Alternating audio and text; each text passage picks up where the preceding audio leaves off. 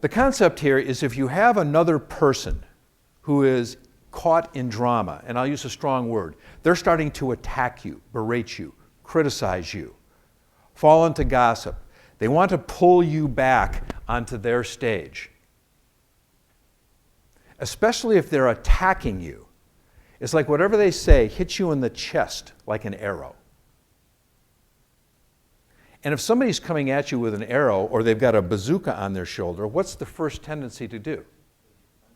You bet, I'm going to get my bazooka out and come back at you. And so you get into a street fight at that time. And you'll see this modeled in a few moments. The phrase we use is when you get hooked by another person and you're trying to have a dialogue, and when emotions are high, it's like two 5-year-olds having a conversation. And it looks something like this. Na na na.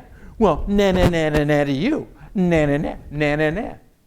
And then people go off the complainers. Na na na na na na na na. Okay. Right? Watch it in meetings. You see it all the time. Okay? So this next model, which we want to share with you, is a model of plexiglass. And the idea in plexiglass is that if you have two people who are in a place of conflict or drama, or at least one person is caught in drama, can you put up a piece of plexiglass between the two of you? And no matter whatever this person says, it hits the plexiglass. And instead of getting hooked by it, you have a new mantra. Here's the mantra. You ready? No matter what they say, isn't that interesting?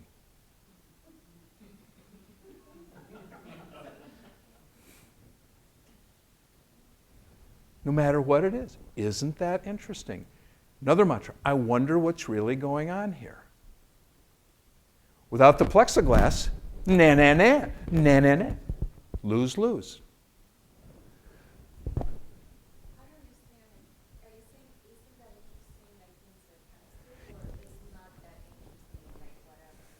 Oh, good question. So the phrase, isn't that interesting, is in your head. I know. Oh, okay. Yeah. I'm like, am I just disregarding or like whatever? You're maybe on the wall like this. Well, be careful, because if you remember attitude, the comment on attitude is if you go, well, whatever, that's skepticism or cynicism. We're really inviting you to have this posture. Isn't this interesting? The person thinks I'm a total idiot. They think I disregarded their instructions and I should have had this here a week ago. And here's a corollary. I wonder if that's true. Here's another maxim in your life. If somebody is giving you criticism, our view on criticism is it's a total gift to you. Great leaders will take feedback in any form they can get it.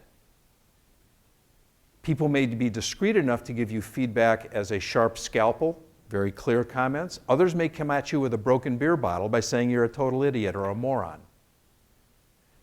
Regardless of how they come at you, can you look at that feedback from a place of curiosity? That's the key word, curiosity. Isn't this interesting? I wonder if it's true. Here's another maxim for you that you may not like. The more you resist others' feedback of you, I'm not an idiot, and let me tell you why, and I'm actually right here, and let me tell you why, the more likely their feedback to you is accurate. The more you resist someone else's feedback, the more you're likely busted. Because if I looked at you and say, you just look totally ridiculous in purple hair. Can you believe she brought purple hair to the meeting today?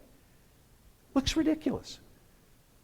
Hopefully you're not triggered, because it's not true. But if I say something that is true and you know internally it's true for you, okay, you then resist. So feedback in any form is golden. Great leaders will take it in any form. But the idea without plexiglass, we want to model for you now.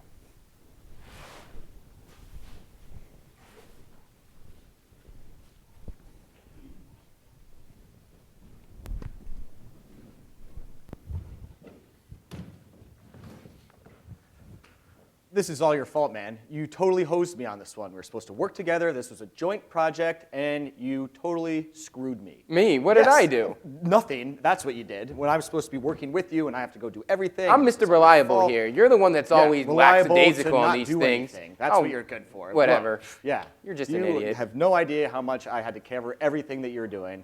And again, I'm in this position of just being screwed by you. Boo-hoo. Always just complaining, going around. It's never your fault. Big deal. Why don't you get over it already? I'm not going to get over it because it's your fault. This is what we're talking about. And I don't see how you don't understand that it's your fault. Time out. Time out.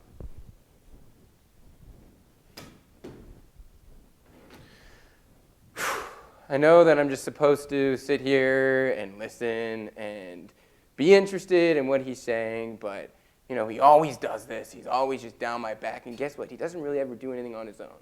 But I know I'm going to sit here. I'm going to take a deep breath, okay? I'm going to try to put up the plexiglass and just whatever's coming out of his mouth and just realize it's his stuff.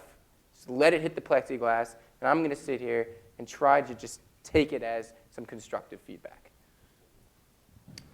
Your fault. There's an F in there. F because you F'd me. A because your name. You, it's all about you all the time. Oh, L, why don't you laugh out the situation? Adam makes a big joke again in T. All the time can be spent on Paul. Whoop-de-doo, whoop-de-doo. The same situation over and over again, and I'm just so sick and tired of it, man. I'm getting hosed all over the place. I'm sorry you feel that way.